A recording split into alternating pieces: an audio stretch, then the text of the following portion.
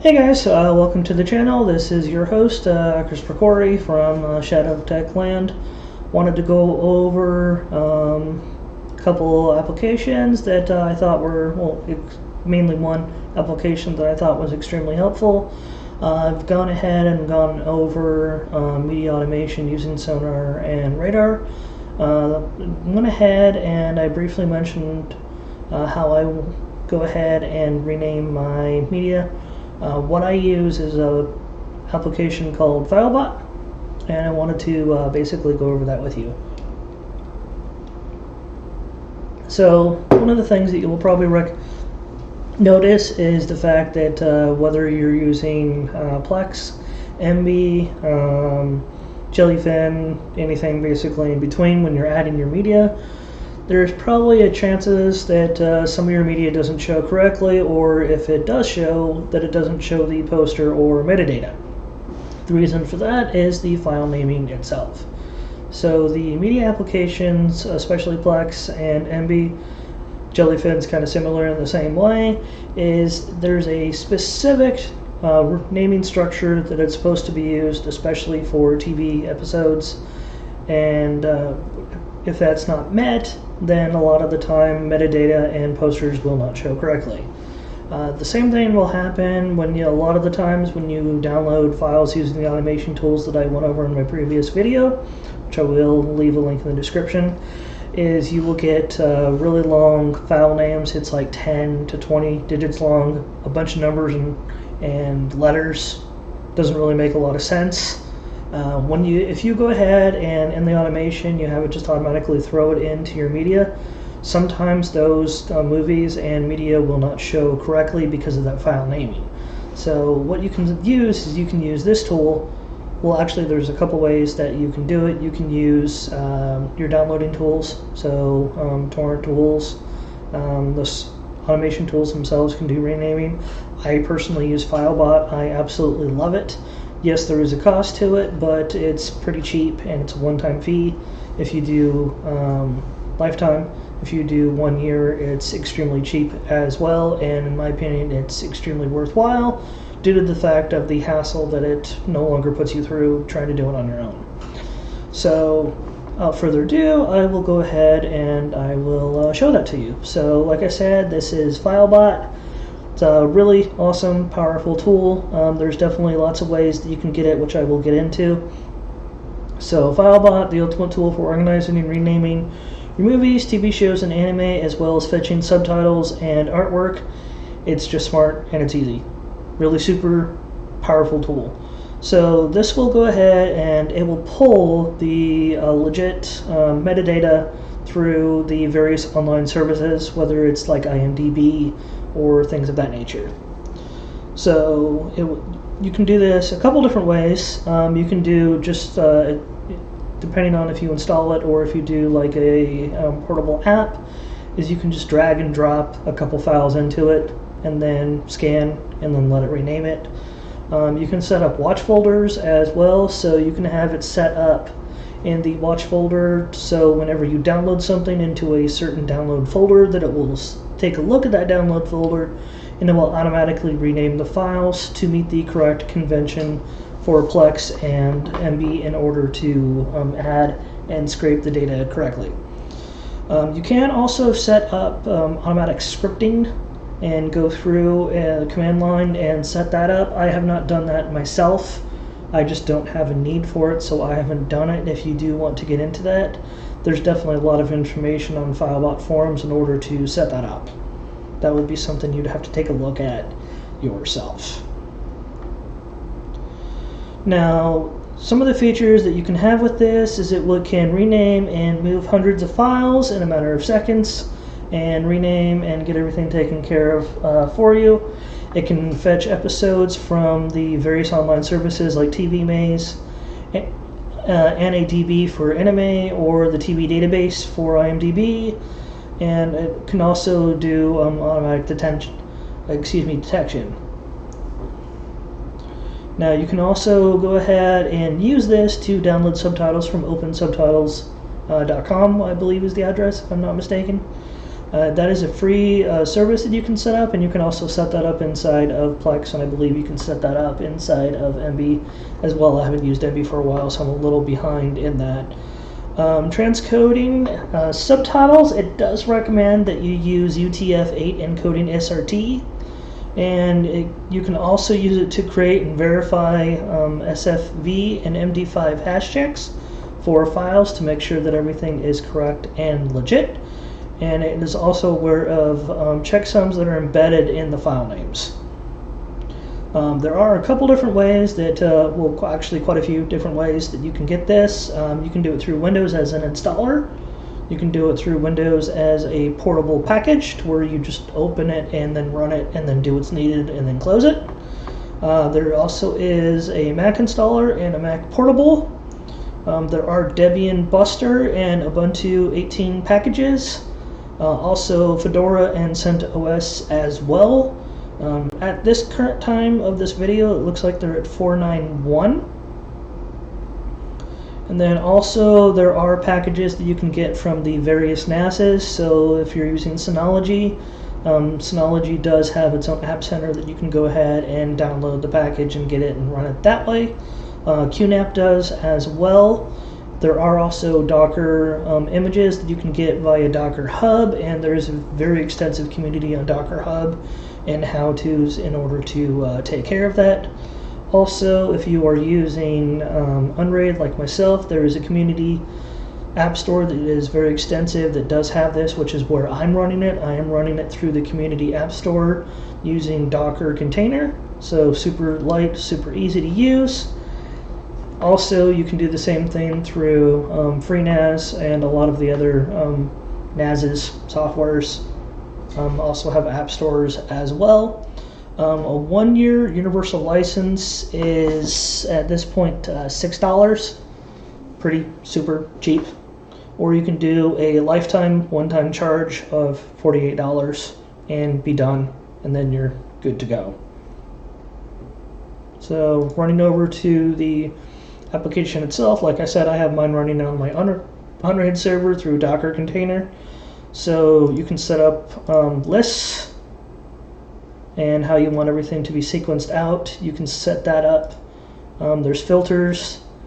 You can do attributes, media info, things of that nature. You can load and check out and see how everything's running. Like I said, there are the file checkers to check the checksums and MD5 hashes. You can also use it if you are needing to download another subtitle for your media, whether it's TV or movies, and you can look up the various drop downs for whatever language that you need. There's quite an extensive list. Search for your content, find it, and then you can download the subtitle, and then you can throw that into your media content folder for whatever it is that you're needing. Back over to here, like I said, you can just, if it's like a Windows installer or whatever installer or portable app that you're using, you can just drag and drop your media right into here and then search for it and rename it. Otherwise, you can set up watch folders, or you can go ahead and set up scripting to automatically pull everything and do it for you. This software can do anything from just a single file to a whole entire folder directory. Do keep in mind, if you are going to do like a whole entire folder, like your whole entire movie or TV collection, that way you can get everything to naming standards. Depending on how much you have, this can take a long time. There will also be user input that is needed for each file that it looks up, because it will verify, hey, is this movie or content correct? Usually the first option in the entry, most of the time it's pretty accurate, and you would use that, and then it will rename it and just go through the whole entire list. So I will go ahead and I'll give you an example here. Let me see, let's go down to TV.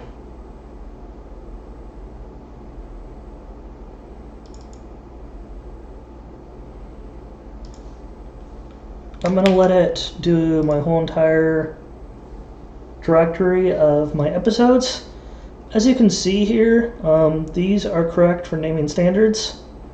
These obviously are the thumbnails, and then you'll see quite a few of these garbage media that it has no idea what it is right here, a bunch of numbers and letters.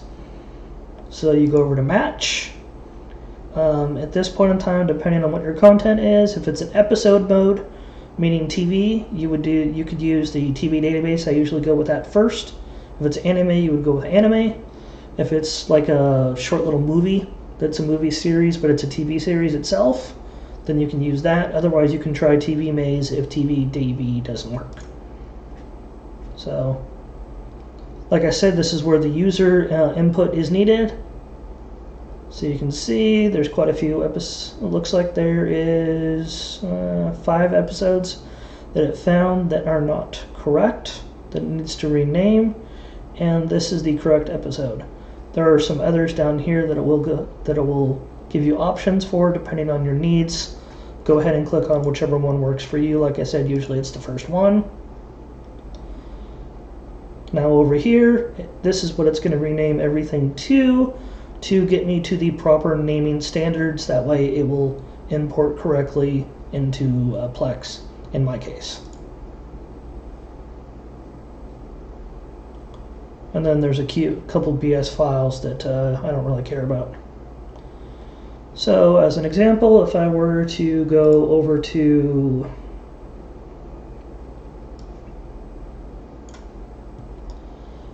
my folder,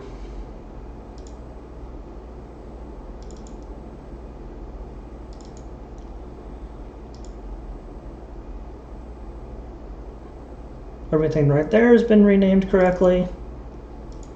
Now there is a few that I'm going to have to go through and do.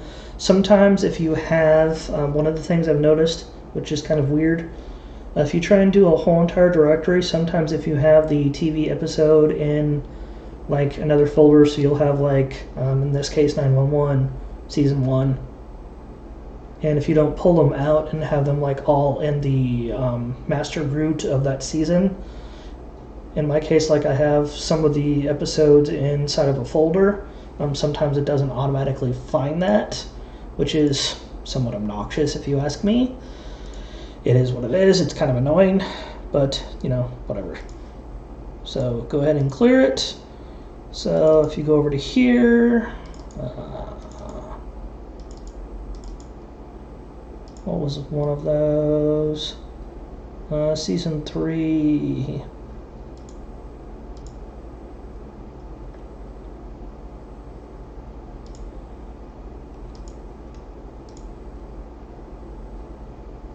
So see, it's not pulling everything as an example. Prime example right there. So I would have to do each folder individually just because that's how I had it set up. Slightly obnoxious, but like I said, it happens. What episode? This was season 3, episode 3. So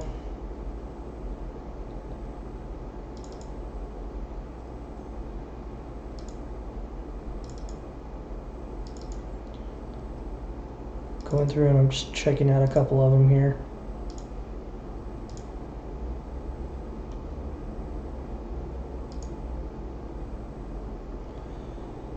I might also have a couple duplicates as well.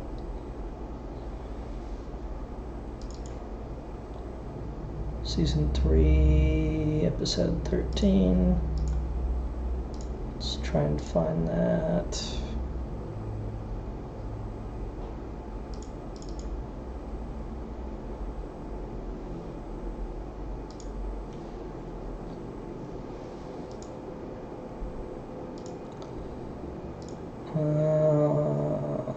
Let's see. See if I can find any others as a good example for you.